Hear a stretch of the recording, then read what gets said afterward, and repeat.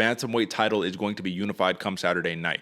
Now, Aljamain Sterling is a man who comes out with some vengeance, right? He is the human backpack. We saw him do it against Corey Sandhagen. He's got some good offensive repertoire, good spinning attacks, good head kicks, lots of cardio, training under the Matt Serra, Ray Longo fight team out there in the East Coast. But Petr Yan, man, this is a dude who I think he spent a big portion of his camp in Phuket for Tiger Muay Thai, you know what I mean? Doing his thing, preparing. In the first fight, AJ, was there any point where Aljamain Sterling was winning the fight? Yeah, I think in the first round, man, first 3.5, 4 minutes, he was looking good, man. He had the rhythm, he had the flow, but then once that gas tank started dropping and we saw Petr Yan, and that's Petr Yan's style, man. Keep the hands up, bob and weave, let the other guy work, don't really get hurt too much, and then start putting him on his butt. Start getting them with the trips, start putting him down, starting to start playing those mind games.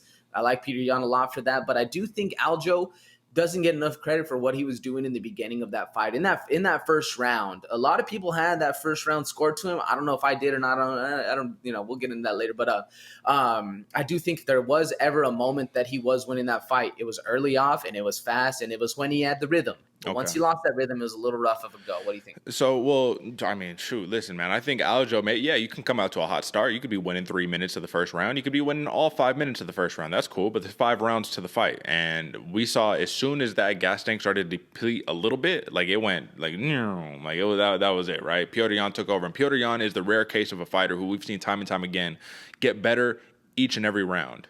Like, he gets better every single round. You might start off slow. That's okay. The Korean Zombie, he's a slow starter too, right? But you kind of get better round after round after round. What does Aljamain Sterling need to do different to have a different outcome in this fight? Because that is really my question. I'm looking back at this. I'm like, how is this going to be any different from the first fight? Aljamain Sterling is a little more conservative in the first round. So instead of winning one round, you lose the first round and then lose the rest of the rounds. Like, clearly, I do think Petr Yan, and I'm not even trying to hate here because I'm a big fan of Aljamain Sterling. Before he got the championship put around his waist or his shoulder, I think everybody was a huge fan of this dude. But when it came down to watching the actual fight, even though Petr Yan has the reach disadvantage by 4 inches, even though Petr Yan technically, I mean, he's going to be more of just a straight boxer, got some good trips, got good head kicks, all that good stuff. But Aljamain Sterling is a more flashy striker, submission-based striker. Petr Yan just seemed to me to be the better mixed martial artist on that night. What does Sterling have to do different to have a different outcome, AJ? Man, it's a hard question because I feel like Petr Yan, one of his best things is his mentality. Once he sees what's going on, he makes those reads, he makes those adjustments, and he's able to get better with the fight, like you're saying. But if Aljamain Sterling wants to win the fight, I think he needs to be fighting at range, distance, using his kicks, using his length, staying away, and make this a point fight. Mm-hmm. Don't get caught up in the drama, being the bully or whatever. Don't let Petr Yan kind of start playing those mental games with him. Yeah. Literally, Stephen Thompson approach, snap front kicks, bounce in and out, get out of there.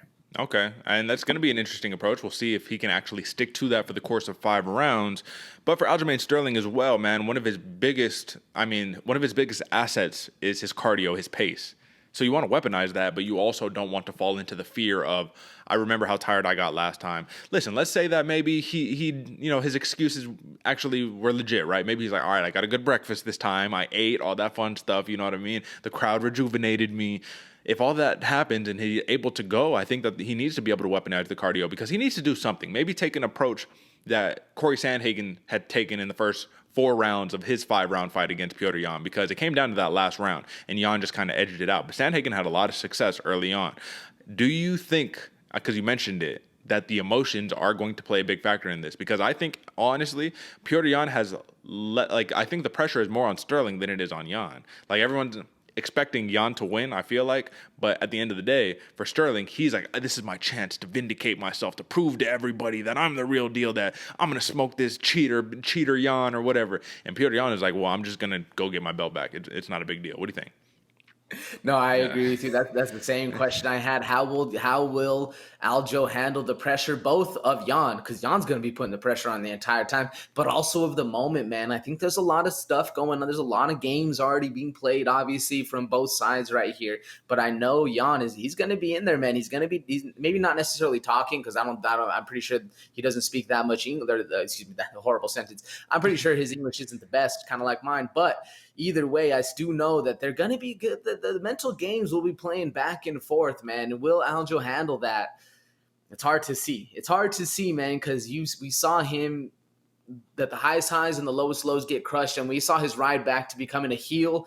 I think he's a very emotional fighter, and in that sense, it's not the best outcome for him because Jan is so cold and so just a glaring force, man. He's gonna always be in your face. He's not gonna break mentally. He's gonna be walking you down. It's a very, very hard uphill battle for Aljo. I don't know if he handles the pressure well, man. I think that gas tank might get depleted pretty quick, especially because you're riding high on those emotions. Yeah, no, I'm with you there. And maybe cold isn't the right word, but maybe detached, right? He's just so detached. He's just in that moment. It's like the Terminator, man. It's like dude's a robot or something like that. Either way, let's not forget that Aljamain Sterling, he's 8-2 in his last 10. He only has 2 finishes in those 10 fights, though. Something interesting, both by submission.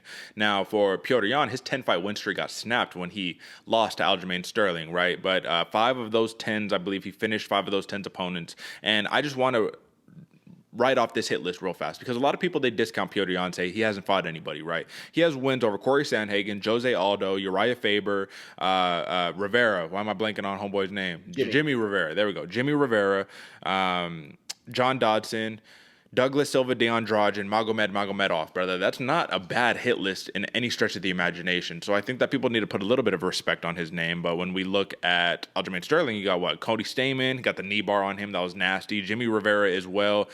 Pedro Munoz, Sandhagen, Jan. Both of these dudes, they got experience, man. 20-3 is the record of Sterling. 16-2 for Petr Yan.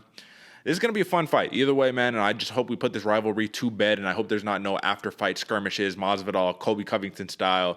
AJ, my last thing before we give our pick on this one is that Petr Yan, like I said, I think he's just the better mixed martial artist in this one, has better cage control, just gets better to win on points, which is basically the over and under is 4.5 on this one, and a lot of people think that the fight's going to go over.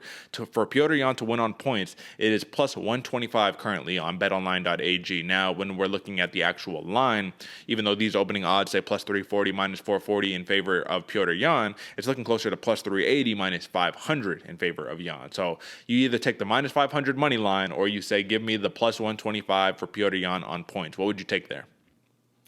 Oh, I take the money line. That minus 500 is looking a little bit better for me, man. Okay.